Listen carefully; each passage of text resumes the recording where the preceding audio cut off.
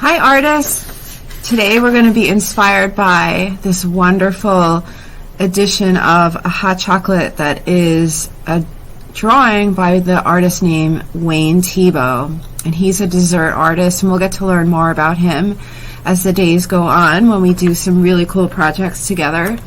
But our first one happened recently where you were given this coloring page, which is a simplification of this free drawing that Mr. Theibaud did.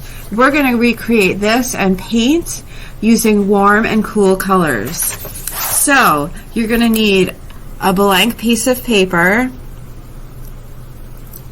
and a Sharpie and a pencil to get your work going. So the first step is to outline with your pencil the table that your cup is on, and that's just a horizon line down almost to the bottom of the page.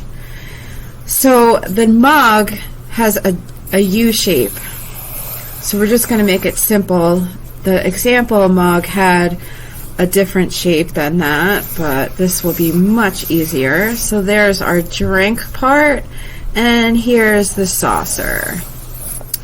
And then we add a C, a letter C, for the actual handle. And then we can have some steam coming out of our mug. And the last thing that's different, which is a lot of fun, is the window. And you basically put a window here. You can erase the lines that show where your drawing was made, and your mug is coming together. Now, this lesson actually is inspired by a mug painting lesson that my friend and fellow art teacher Hope Phelan did with her art students about 4 years ago, and I remember it well, and it was a lot of fun, and I enjoyed it. It was very comforting doing a warm beverage in the middle of this cold winter.